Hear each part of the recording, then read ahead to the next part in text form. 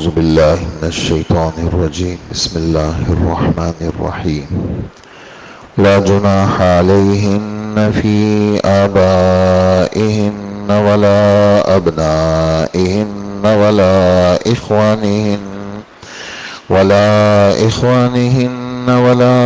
أبناء إخوانهن ولا أبناء أخواتهن ولا نسائهن ولا ما ملكت أيمانهن واتقين الله إن الله كان على كل شيء شهيدا صدق اللہ العظیم۔ آیت نمبر 55 ہے سورہ احزاب کی، گزشتہ کل بھی پڑھی گئی تھی۔ جیسے عرض کیا کہ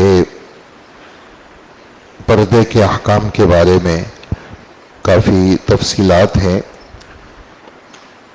تو آیت کا ترجمہ ہے کہ نبی کی بیویوں کے لیے اپنے باپ کے سامنے بے پردہ آنے میں کوئی گناہ نہیں، نہ اپنے بیٹوں کے سامنے، نہ اپنے بھائیوں کے سامنے، نہ اپنے بھتیجوں کے سامنے، نہ اپنے بھانجوں کے، نہ اپنی عورتوں کے سامنے، یعنی میل جول رکھنے والی عورتیں چاہے مسلمان ہوں یا کافر ہوں، اور نہ اپنی کنیزوں کے سامنے آنے میں کوئی گناہ ہے۔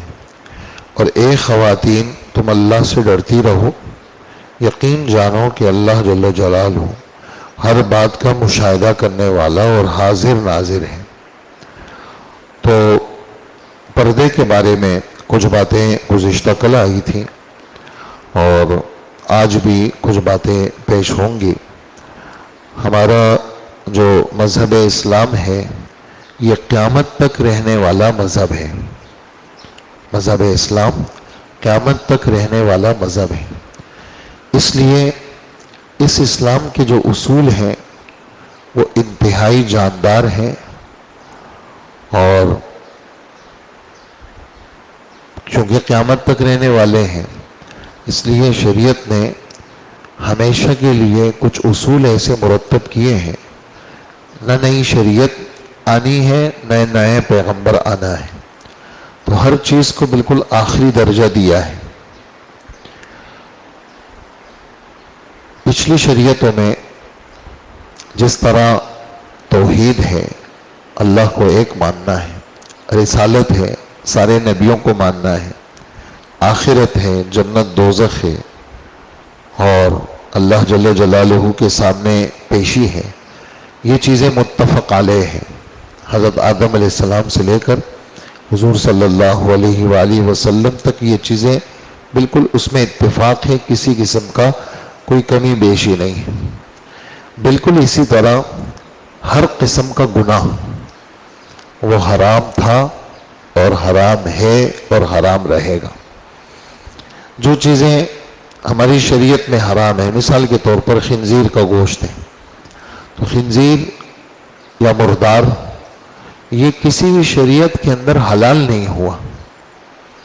ایسا نہیں ہے کہ ہماری شریعت میں اس کو حرام کیا۔ حضرت عیسیٰ علیہ السلام جب تشریف لائیں گے تو احادیث میں بخاری شریف، مسلم شریف سب میں ہے کہ وہ جو صلیب کا نشان ہے وہ اس کو ٹکڑے ٹکڑے کریں گے حضرت عیسیٰ علیہ السلام، اور خنزیر کو سامنے لائیں گے اور خنزیر کو قتل کریں گے، اور لوگوں کو بتائیں گے کہ صلیب کے نشان کی کوئی عظمت نہیں ہے، میں خود عیسیٰ علیہ السلام ہوں، تم لوگ میری وجہ سے اس صلیب کے نشان کو عظیم سمجھتے تھے، دیکھو میں خود توڑ رہا ہوں اس کو۔ اور تم لوگ نعوذ باللہ یہ سمجھتے تھے کہ یہ سور کا گوشت یہ حلال ہے، دیکھو میں نے خود اس کو ختم کیا تمہارے سامنے۔ اور یہ والی بات کہنا کہ اس زمانے میں اس وجہ سے نعوذ باللہ سور حرام تھے کہ وہ گندگی کھاتے تھے، اور اب تو بڑے اچھے فارم بنے ہوئے پاکیزہ ماحول میں رہتے ہیں، اس لیے اس کے حرام کی کوئی وجہ نہیں ہے، تو یہ بات غلط ہے۔ جو چیز حرام تھی وہ حرام ہے اور وہ حرام رہے گی۔ اسی طرح جتنے گناہ ہیں شریعت محمدیہ کے اندر وہ گناہ کبھی بھی کسی زمانے میں حلال نہیں ہوئے۔ پھر ان ادوار میں، یہ بات ذرا توجہ سے سننے کی ہے، ان ادوار میں عین گناہ تو حرام تھا لیکن اس کے اسباب کو حرام قرار نہیں دیا گیا تھا۔ ان ادوار میں عین گناہ تو حرام تھا لیکن اس کے اسباب کو حرام قرار نہیں دیا گیا تھا۔ تب اس کے اسباب پہ ہاتھ ڈالا جاتا تھا جب وہ بالکل گناہ کے قریب ہو جاتا تھا۔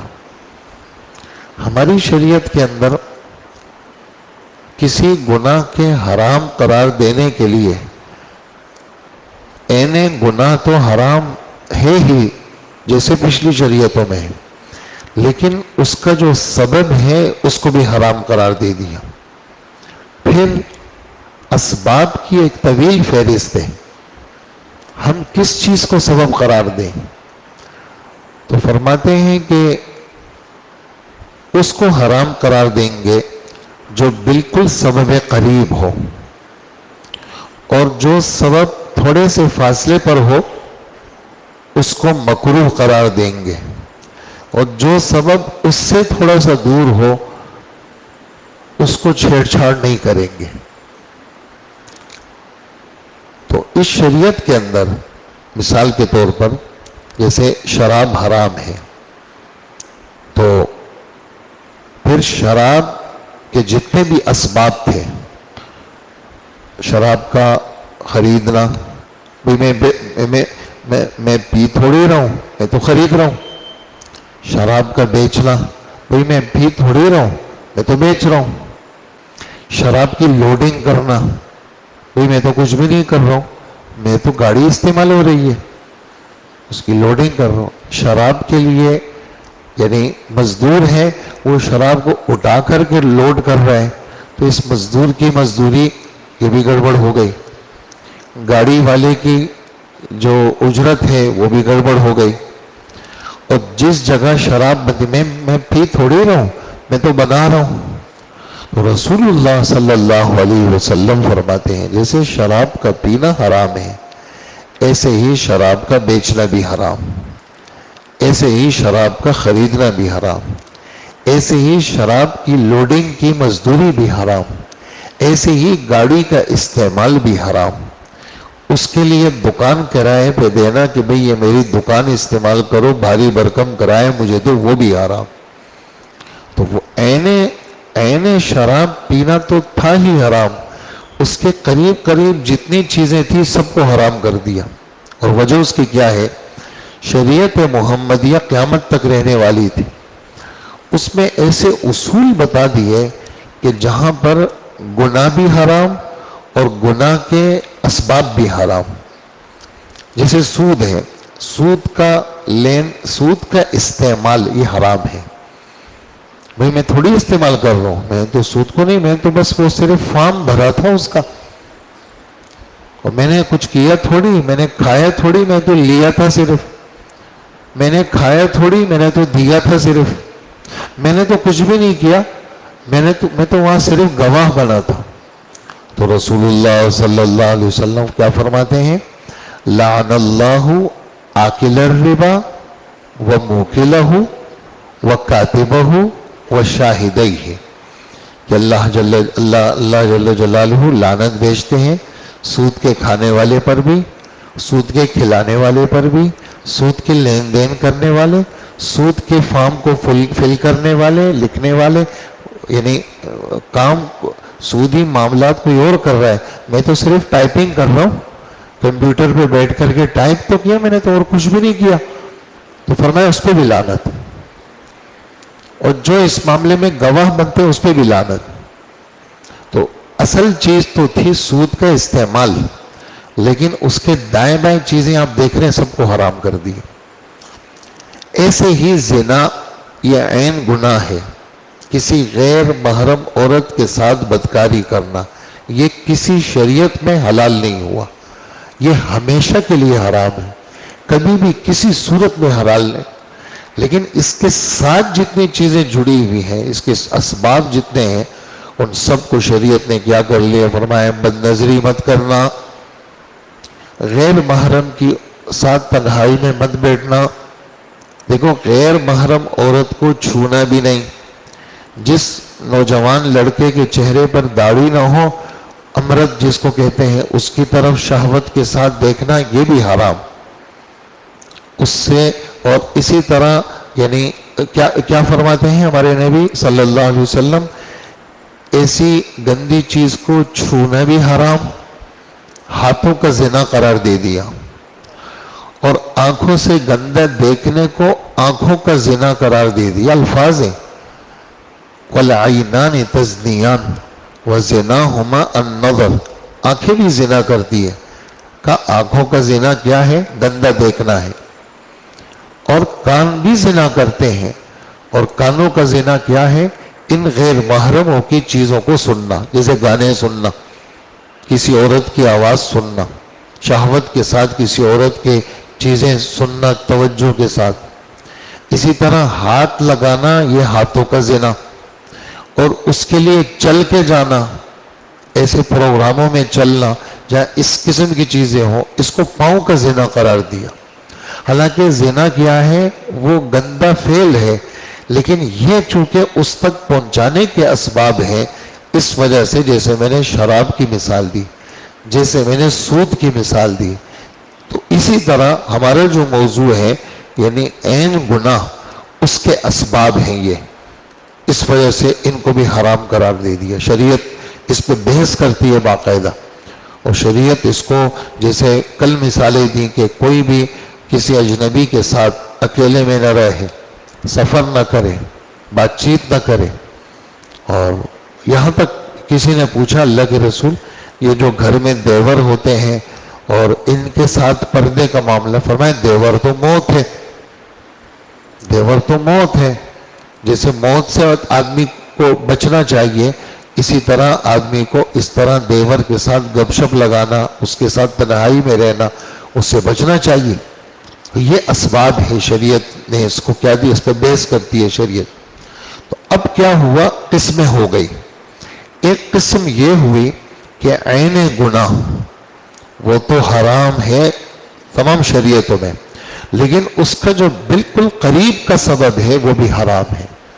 قریب کا سبب جیسے یعنی وہ سبب جس کی وجہ سے آدمی گناہ کے بالکل قریب ہو جائے، غیر محرم کو ہاتھ لگانا، غیر محرم کو ہاتھ لگانا یہ اس کا سبب قریب ہے جس کی وجہ سے آدمی کسی گناہ میں پڑ سکتا ہے۔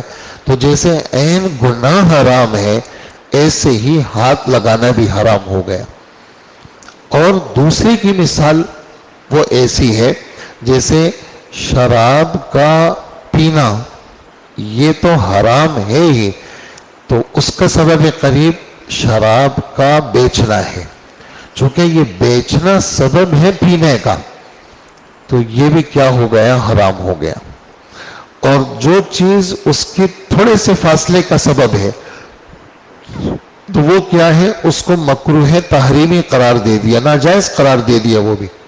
جیسے جگہ میری ہے، میں نے اس کو سینمے والوں کے لیے کرائے پہ دے دیا، جگہ میری ہے، اور جناب بینک والے آ گئے اور مجھ سے باری برکم، عام آدمی مجھے کرایہ دے گا 3 لاکھ روپے، بینک والے مجھے دیں گے 10 لاکھ روپے، تو آدمی کا دل کہے گا بھائی، اور پھر کہیں گے اس پہ تو اسلامی کا لیبل بھی لگا ہوا ہے کہ یہ تو اسلامی بینک ہے۔ تو یہ چیزیں کیا ہے؟